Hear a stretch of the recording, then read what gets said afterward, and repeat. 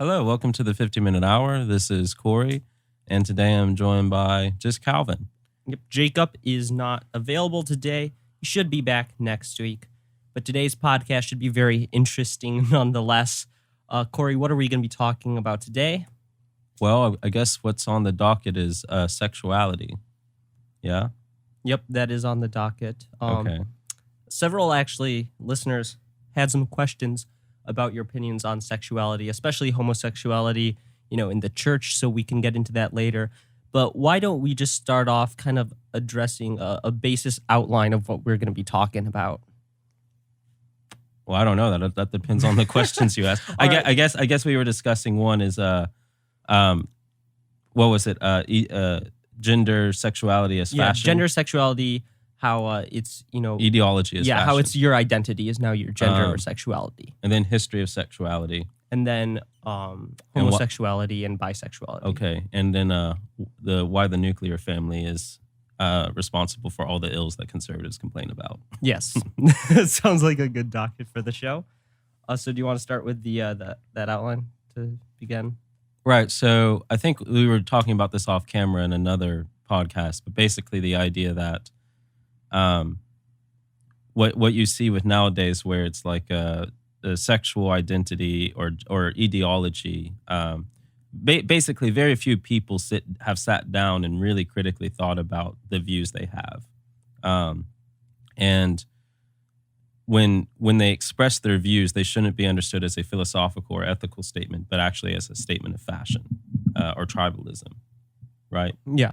Okay, so like let's say someone's like, I like Trump or Black Lives Matter. Mm-hmm. My point is, like, people get too caught up in understanding these statements as critically thought through statements, and therefore people get too aggressive with each other or angry with each other over these very trivial things, in my opinion, in the sense that we really don't have any control in politics or whatever happens in the world. We should just submit to the fate that the gods have decided for us. What do you mean? We get to choose freely between two people. Yeah. Well, I mean, in a bigger picture, even beyond that, I'm basically politically nihilist. I don't think there's any hope of redemption in the political sphere for me. But even more so to the point here that these statements should be understood as like fashion statements, like aesthetic, subjective statements, because again, for the vast majority of people, these things are propagandized. They're given to us unconsciously. We don't think about them critically. As Plato says in Republic, like, the people who should be kings are basically philosophers that are born and raised for that purpose from birth. And everyone else should just not worry about politics because they're not minding their own business because they're not trained to be politicians. Okay. And I mean, Plato's problem is that politicians themselves aren't trained to be politicians, but the point is that the vast majority of people definitely aren't. And so when we're making political statements, it's like me talking about a car engine, basically, which is to say I have no idea what I'm talking about.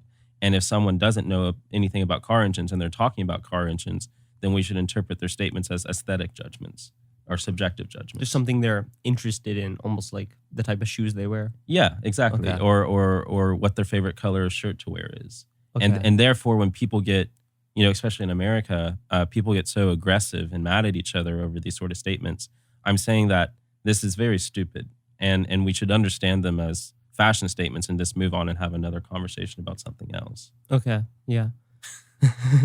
That's interesting. Yeah, I remember this past summer how heated everyone was about things and how, in broad sense of things, nothing's changed since then. But it seems almost like many of these political things are trends, sort of like different internet memes, almost at that level where they come in and they're very popular. Everyone's talking about their opinion.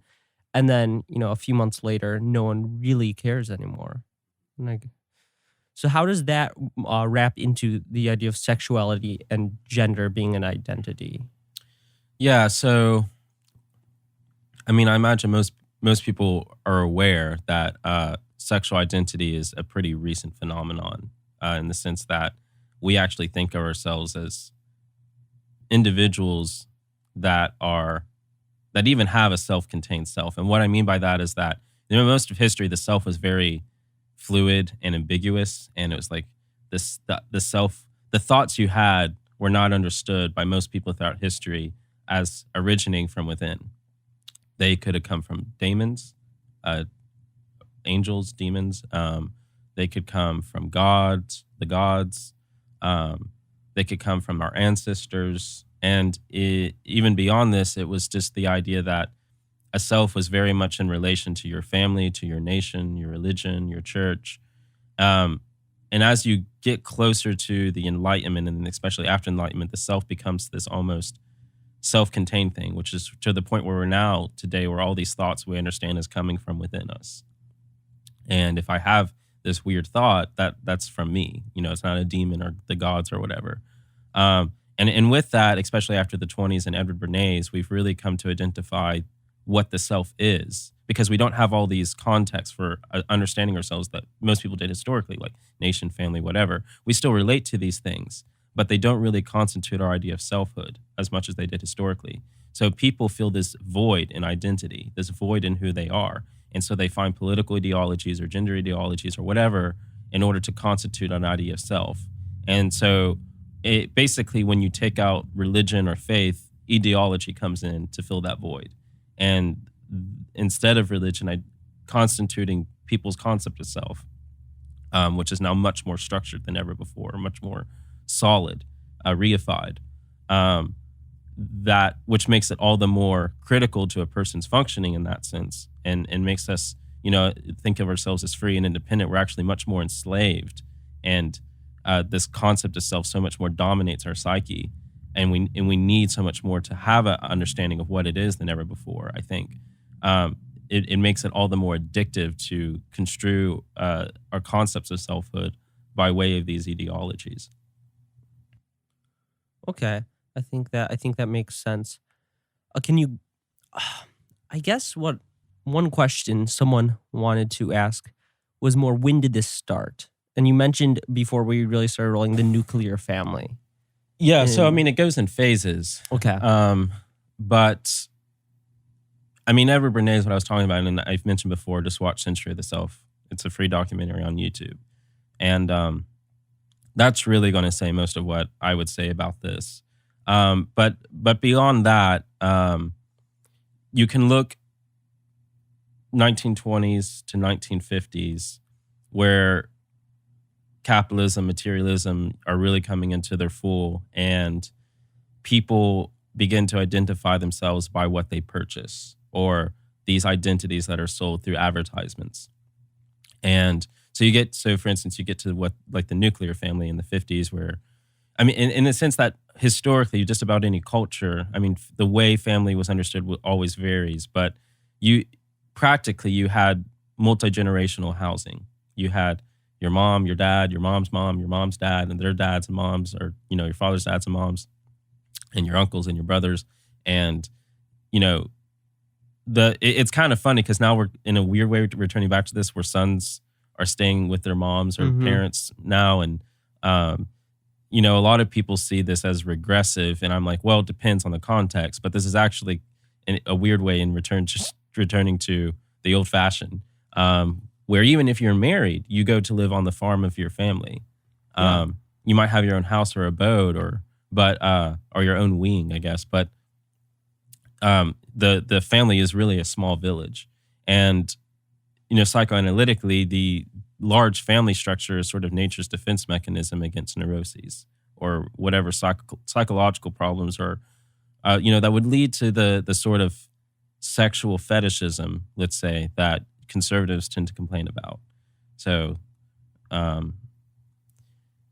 what do you mean exactly when you say conservatives? Politically, or like the kind of base conservative Christians? Is that what you're? Well, the Christian right is a part of the conservative movement, okay. But by conservative, I just mean, to me, they're all on the left, because conservatives are always defending in one age, right? This is a very common adage, what's going to be forbidden in the next. So conservatives are always on a losing battle. Okay, that's why they're stupid, because they don't really. What are they conserving? Like, conservatives are always paying lip service to traditional values and all this other stuff, but all the stuff they're defending is not traditional. Things like the nuclear family. Traditional or as whatever. in the 50s. Yeah, or even like, for instance, like good heterosexual values. Well, my point is like the whole heterosexual homosexual dichotomy is poisonous. That's why there's this, understanding of sexuality and identity to begin with, is because we sort of submitted our identities to whatever language psychiatry has. And so now we do this really weird thing as moderns where we invest a lot of our ideas of selfhood, psychical energy into the concept of what sexual object choice we have. So, I'm straight, I'm gay, I'm bi, I'm pan, asexual, whatever. It's like, this is just such a weird way to understand selfhood to me. And just speaking historically, it's very novel. It's very strange. Historically, people did not think of themselves in regards to their sexuality. And sexuality, I think, was, for a variety of reasons, much more fluid historically. I mean, you look, for instance, in Orthodox confession manuals from the early days, or like monastics, where you're dealing with all men.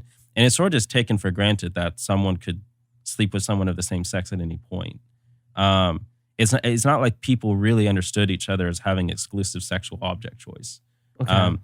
And so the question that arises from this is that, because I think a lot of people will say usually nowadays that, they're exclusively gay or they're exclusively straight. You don't really have much of what manifests bisexuality, right? What we now call bisexuality. Okay.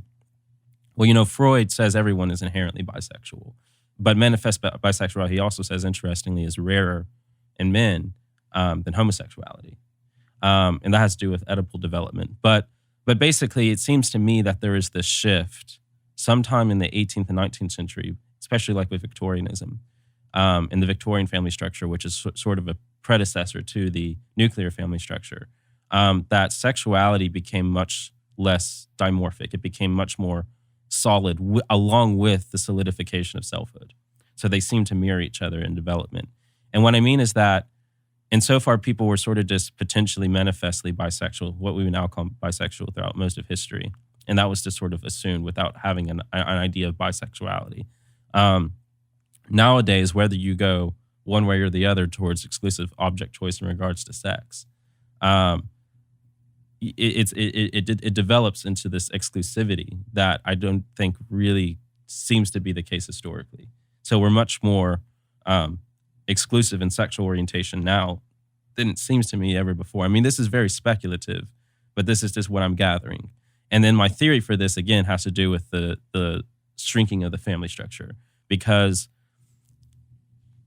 without going into too much Freudian, psychoanalytic jargon or whatever, basically the sexual object choice becomes all the more traumatic Oedipally in small family structures. And so that gets solidified much more intensely, especially in men. Women, because of their Oedipal situation, tend to be much more resistant to this. And I think this is why even today, most women, even women who identify as straight or heterosexual, or women who identify as totally gay for that matter, are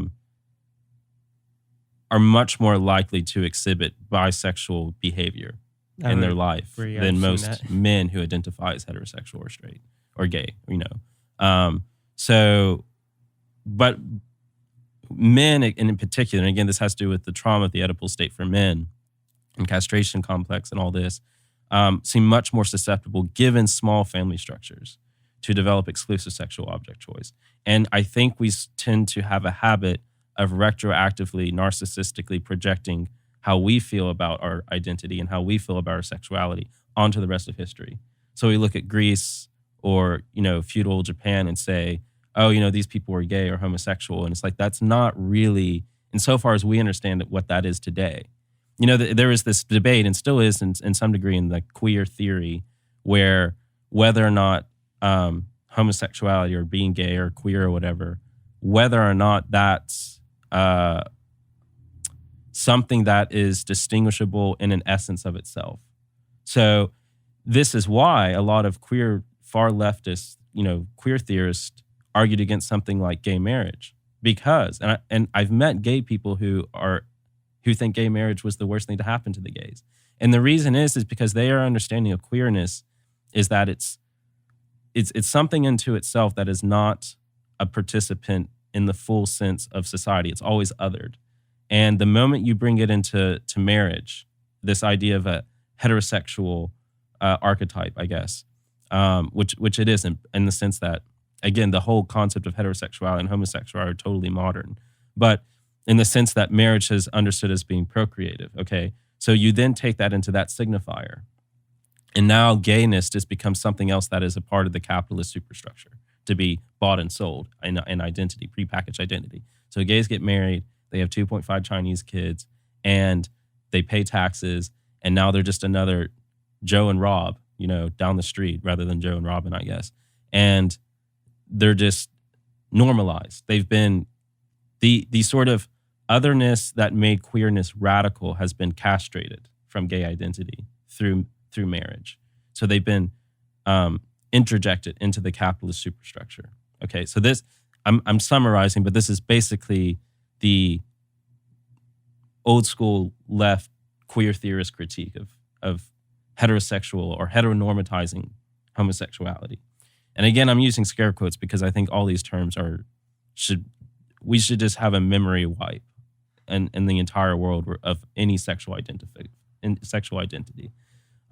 Even something like our actual sex. And this is where I think a lot of the transgenderism stuff actually comes from, ironically. People did not really seem in most cultures, and it's weird because it goes both ways. In one sense, they had a much more structured, traditional idea of sex in terms of male and female and how that plays out into society, obviously, right? In religion and patriarchal structures or whatever.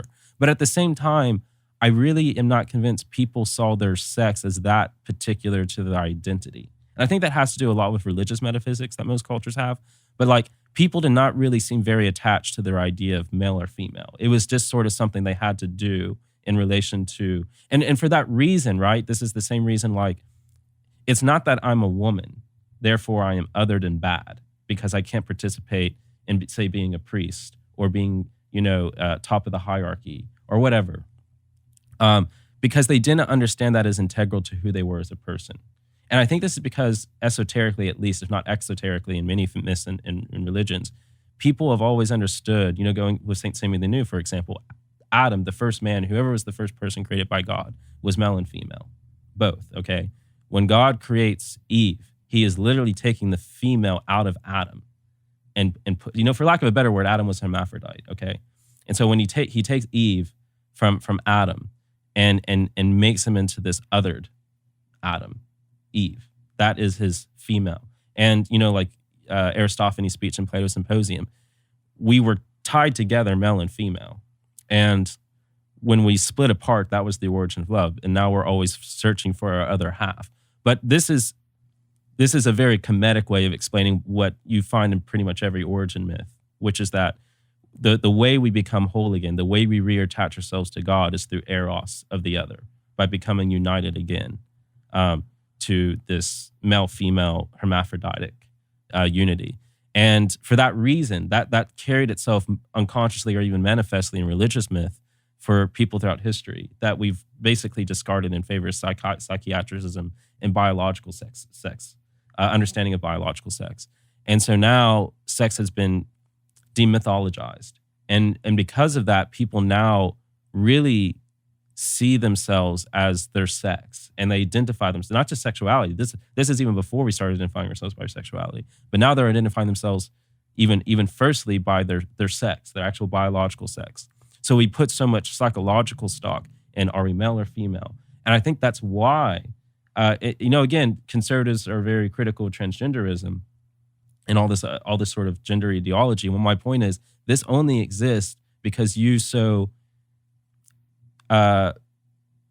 overextended concepts of sex, biological sex, as identifier marks, and you've mass-produced heterosexuality, basically. And if you don't fit the mold, you go searching for and something so else. when you play with nature like this, and again, this is why conservatives to me are not conservative, because they always end up not only defending but actually doing very modernist things like heterosexuality, like in the sense that they really sell this as an identity in the sort of 1950s hegemon, whatever. And things like transgenderism are in in a certain sense, a natural sociological, psychological response to the sort of neuroses that you saw with, a conservative culture extending identity based on sexual identity. So painting this picture of the straight white male or whatever does this and this and this in his life, if someone doesn't want to do that, doesn't want, the house with a picket fence and 3 kids,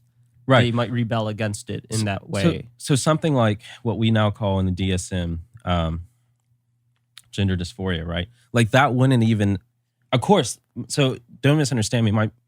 You would have people throughout history who maybe did not really feel exactly as the sexual marker or the subject, the sex subject, that the role they played in culture. But it really wasn't that disturbing to them, in the sense that it was not really such a marker of sexual identity in our own value of who we are as it is nowadays. Okay, so when that becomes solidified in modern psychiatric dominated culture, well, then it's quite natural that if someone has that same feeling that people had throughout history, well, now that's going to be way more intense and cause way more anxiety. And now you're going to get something like gender dysphoria popping up left and right because we first place sex as such a large, non-transcendent role in our everyday identity. And so it's a natural response when someone says, well, actually, you know what, now that I think about it, I don't really feel like this sex. Well, again, historically, that wasn't much of a problem because you didn't really identify that much by your sex. But now we live in a culture, the culture that conservatives even defend, where you understand yourself as a male, female, mother, father, in this very, like, again, sort of hyper-capitalistic sense, and particularly in terms of your identity. Okay, well, then naturally, if someone now doesn't feel like that, well, they're going to start having this intense anxiety. Yeah. And I think it's sort of ironic that, conservatives are always critiquing these ideologies, but they're really the ones who did it. They're the ones with the blood on their hands. The identity thing is interesting. I'm in a sociology 101 class at UK, and on the first day, we talked about identity, and he wanted us to write down 5 things about our identity.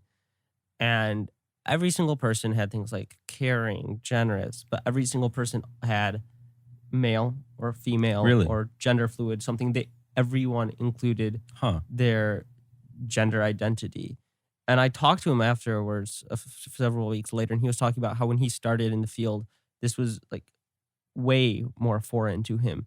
And he says he always does this kind of little experiment every year, and the amount of people who include their gender has just kept going up and up in their identity. That's interesting that there is such, and I do agree very much that this kind of the conservative kind of mindset of what you're supposed to be is very large. I mean, growing up, there are expectations for what you do as a male. And I guess, at times I felt I don't want to do that, but I never really put much thought. But I guess I could definitely see how people could, feel panic about that if they don't identify with this very specific.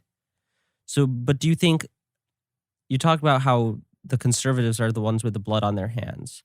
I had a friend talking about, she's Catholic in a Catholic church, and she doesn't know if she can keep going there because she very much believes gay marriage should be right and accepted. And her church, she's in this Bible study, and they talk about how gay marriage is wrong, and sex's only purpose is to reproduce. So if you're not reproducing, it's sinful. And she had a lot of troubles with that. But you say conservatives are kind of the ones with the blood on their hands. Where do you stand on that? Whether it's in the church? I'm not a bishop.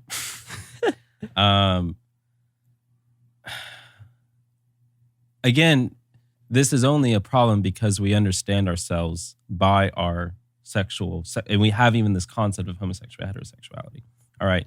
What has been forbidden in the church historically is sodomy. Okay. What would you do? And sodomy is not an act that is exclusively between people of the same sex. What the church, according to its own traditions, should really be talking about is sodomy, which applies to both so-called heterosexuals and so-called homosexuals. What do you describe sodomy as? Like, how would you... Sodomy, well, it depends. It varies in East and West, and then even within those, it varies. But you can basically boil it down to sexual acts that are not in the proper telos, which basically for the church fathers means not penis to vagina. Okay. In so many words. Okay. Now, but this usually is not what churches preach against. They preach against these very modern concepts of gay or homosexuality or gay marriage or whatever. And again, this is not, the church is sort of, I think the Catholic Church in this case is sort of shooting itself in the foot here because it's already started to play the game of modernity. Okay. And you will find queer theorists, again, who are actually very much in the opinion that religious institutions or whatever should stick to their guns and their traditions here. Because, again, that's an aspect of what others, the sort of foreign otherness of queerness, and makes it something that has its own special radical or anti-oppressive role, I guess. And when churches start to bend the knee to these things, then one, religion sort of loses its flavor because I'm going to be Lacanian here and say that a part of what makes religion mysterious and interesting is that it teaches things and says things that we disagree with and that disturbs us. And I think we should be disturbed by religion. I don't think religion, I really don't like the saccharine, Jesus is my friend, he's my homeboy, I really don't. So again, to be Lacanian, my point is like, it's what's forbidden, it's what's prohibited that makes eros, that makes desire, that makes mystery. Eros is the birth, the mother of mystery. Okay, we need the eros. And even if we're not religious ourselves, we need religious institutions to hold the mystery and eros and to forbid a lot of things. It's good to have, this is why sex isn't sexy anymore. There's nothing forbidden. Unless you're going to like sacrifice a child or something, there's nothing forbidden in it. So I'm being a bit facetious, but my point is like you need prohibitions. And the more prohibitions in the sexual life, the better, because when you break them, that's what makes it more interesting. Now there's not really any rules to break anymore. Desire can only really come from what is forbidden. Okay. I guess that's why I saw a study that said BDSM like store, the profits are like on the rise recently for like handcuffs. So I guess my point is here, I don't really agree or disagree with the church because I think the church even talking about these things is so weird historically. Okay. It's involved in this very petulant culture war.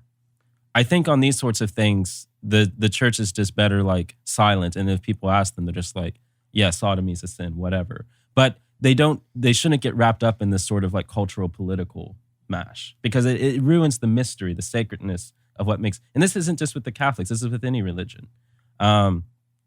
With Christianity specifically applies because of the canons and all this stuff about sodomy or whatever. But again, it's like, well, if you want to ask the question, what is forbidden? Well, it's sodomy. It's not homosexuality. It's not gayness. It's sodomy. But why would there be such a emphasis from the church on homosexuality when you said sodomy would be anything that's not penis to vagina? But I never hear anyone talking about how because religion functions, especially in America, but most of the world today, and it has historically, but even more so than ever before, because of how politicized everything is. Religion functions as political ideology. I think most religious people are not really religious. They are people who find religion useful. And in a certain sense, there's nothing wrong with that. Religion has always had this role. And it's to be expected. You don't have to be religious to follow a religion. I think I've talked about this concept in the podcast before. Religion serves many good functions other than just being religious. Okay. Yeah. But unfortunately, when religion, true religion, when culture becomes secularized, okay, when real religion goes to the bay and sort of becomes, again, this part of your identity, rather than something that's super identity, super cultural, super political. It goes beyond the sphere of politics. It goes beyond the sphere of everyday and just engrosses everything and raptures everything. That's what religion has done historically, pagan, Christian, whatever. We no longer live in that. Religion is this Kantian construct that we identify ourselves by, and we say, well, you believe what you believe, and I believe what I believe. Religion no longer functions as this supra-rational otherness, okay?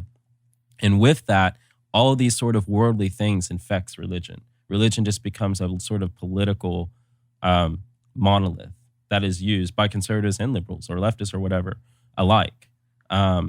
And it just cheapens religion. So again, my point here is that if someone asks a priest or a bishop, what does the church teach? We'll go to the canons, okay? But it's marking it in this sort of modern jargon of psychiatric jargon, of homosexuality or gay or whatever. It ruins everything on both sides. And again, I think we should all forget these terms, even though I'm having to use them in this and to talk about these things. We've really just psychiatrized. We're all in this insane asylum now, where we all understand ourselves by these. I mean, in my opinion, all sexuality is evil. I'm with the church fathers like Saint Simeon the New, all right, who see sexuality as so. Let me talk about this in terms of hamartiology, in terms of sin. So if I say sexuality, even within the confines of marriage, is a sin, all right, well, that's technically a heresy. Okay, so what do I mean by this? We are constantly sinning in the sense that we are not Christ. If you think about it, in the true etymological sense of sin, to miss the mark. What's the mark? Being Christ, okay? Being a child of God, okay? None of us are doing that. So should we constantly be going to confession or whatever? Well, no, not exactly. Okay, so there's these two senses of sin. There's sin in which we have the sort of personal, deeper relationship with. And then there's just sort of this passive, not even a sense of omission in the sense like sin by omission, but in the sense that the omission of the fact that we're not being perfect. What's interesting, both in the West, what's interesting, even in the West and the East, saints who are married, almost always, it's two conditions. They either married and remained celibate, or they didn't really seem to start becoming saints until after they married and had kids and then became celibate. Okay, so, and it actually is in the West, it actually is a heresy to say that the celibate life is equal to or lower than the married life. So the church historically has always understood celibacy or non-sexual state of being. Well, it's in terms of your eros is not directed towards another human, but like Adam, straight to God. If your eros doesn't become sexualized, it has to go somewhere. So it rises up, it sublimates, as Freud would say. So, and that even Freud, by Freud's own admission, is what makes the greatest achievements of religion and art and literature, is when sexuality is sublimated. Now, most people can't live that life, and that's why it's ideal. That's why you're being like the angels, like the monks. But in a certain sense, all sexuality that is not directed towards God, like in the Song of Songs, the sense of eros that is directed towards God, all that sexuality is fallen. So it's not, for me, is gayness a sin, is straightness a sin, whatever. It's all sinful. It's all fallen.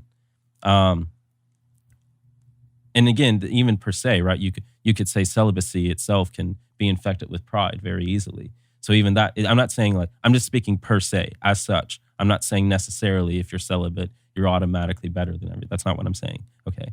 And I'm also not saying in the strict sense that having sex even within the confines of marriage is a sin in the normal way people understand that word. What I am saying is that I'm very Augustinian here. As much as I like to critique Augustine, I agree with him on this. I think he was one of the few church fathers who really understood how fallen sexuality is. All sexuality to me is just from the get-go in missing the mark, because so far it's not directed towards God. Okay. So it's like, oh, you think homosexuality is a sin or whatever. It's like, I think all sexuality is a sin. I'm not really, and again, this is probably not what most Christians or Orthodox or Catholics would say. This is, even among the church fathers who do say this, I will say they are a minority. But this is the view I take. And I think this has to do with my training in psychoanalysis. The inside of Freud is really commonsensical, which is like, we are really, really fucked up people. And we are really fucked up in the realm of sexuality. I don't think there is any healthy, normal sexual. And again, this is sort of the beauty of sexuality in a sense, isn't it? It's happy fault, mea culpa, as Augustine will say, is that it is sort of inherently both absolutely disgusting and mystifying at the same time, which in some ways is really what God is. He disgusts us because he does things that don't make any sense. He made the platypus, all right? He made a creature that swims up your pee stream and is extremely hurtful to actually piss out of the urethra. He made these, it's kind of like... What creature is that? It's like some creature in South America. That's why you can't pee into the lakes in there, because they swim with the pee. I mean, it's kind of like, you could reimagine the whole book of Job, where God comes down to Job. It's like, where were you when I laid the foundations of earth? Where were you when I, put the Leviathan in the waters. You could have him just doing a National Geographic episode. Like, where were you when I created this really, fucked up thing? God's like Frankenstein. I mean, he made some really weird stuff. Whoever this guy is, he's not someone you want to get too close with. And again, I'm speaking on both sides here. There's a certain mystery to God that is disgusting. The cross. And this is one thing I do appreciate about the West, is the focus on the crucifixion over that of the East. Obviously, they had to be carried away with it, but there is something beautiful about meditating on the disgusting aspect of the cross, with the blood, like a nice Grunwald painting, the absolute disgust of Christ on the cross, his flesh hanging, the rips in his back being torn out, just like this bloody mess, all right? And then saying, that's God. It's insane. It's disgusting, but there it is. And you can't really do anything but meditate on that. Sexuality mirrors that, because no matter how intense, especially for men, after the orgasm, there's this, no matter how beautiful the person is you just had sex with, there's this sense where, well, this is absolutely disgusting. Post-nut clarity. Yes. And I think it's very interesting how, if you think about this theologically, in the sense that God uses sexuality, and again, in this sense that it is a part of the fall, he uses it as something that mirrors himself, even though it is, again, in my sense, like a sin already, to reconfigure us through the fall, through this mystery, disgusting mystery of sex, through the Oedipal trauma that every child goes through, which is their own leaving the Garden of Eden, in a way. We all repeat the sin of Adam. We all repeat the sin of Eve in our inner female and masculine self, in our anima and animus, if you want to be Jungian about it. We all repeat that in our own mythology. Every person has their mythology, and their mythology follows many different gods. But everyone does the fall from the Garden of Eden in the state of Oedipus. All right. I mean, there's something very interesting Freud says that most Freudians don't really comment too much on, which is where he says most people in their Oedipal mystery of figuring out what sex is, they realize they can't figure it out. And they just sort of assent to mystery and never really bother with it much. But he says you have a few people who become obsessed for one reason or another, and they never feel satisfied that they weren't able to answer the Oedipal. Now, everyone represses it, but he says there's a few people who never get over the trauma, not of the Oedipus complex itself, but being unable to solve the riddle of the Sphinx, as Oedipus does. And these people for Freud are basically the philosophers. They're paranoiacs whose paranoia, instead of being turned outward, is turned inward. They're like, I can't believe I couldn't figure it out. And so they dedicate the rest of their life. They're never comfortable with truth as convenience, as most people are. They dedicate themselves paranoiacally, obsessively to what does it mean to be an I? What does it mean to exist? These sort of, for lack of a better word, just archetypal, stereotypical philosophical questions, but in an infantile state. And that develops into a philosopher. A philosopher is just someone who was not happy that he couldn't solve the Oedipal complex. What exactly would the Oedipal complex be? So in the most base terms, it's just where, for Freud, a child has to deal with the trauma of the fact that he is not the sole object of his mother's affection. Now, it's different. It's very different between women and men. But basically, the mother's the first other. When we're born, we don't even understand the world as like a separate object to we're totally narcissistic. All right. And the first person we other is the mother. We figure she has her own desires, and we're like, oh, but the mother wants me. She wants to breastfeed me. She wants to, take care of me, wants to love me. But then we find this other curious other, which is the father. He's the second other.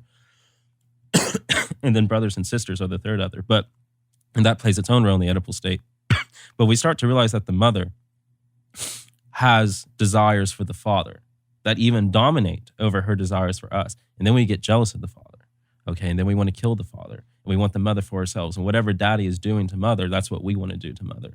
Okay. So that's the Oedipal mystery. That's the mystery of sex. What is daddy doing with mom that I'm not able to do? People, I mean, especially Americans, tend to overly sexualize in a genital sense what Freud is getting at. In a sense, is it like you want to have sex with your mom? Well, okay, in a sense, but not probably in the way you're thinking. It's not, and it's funny because Americans are so weirded out by this.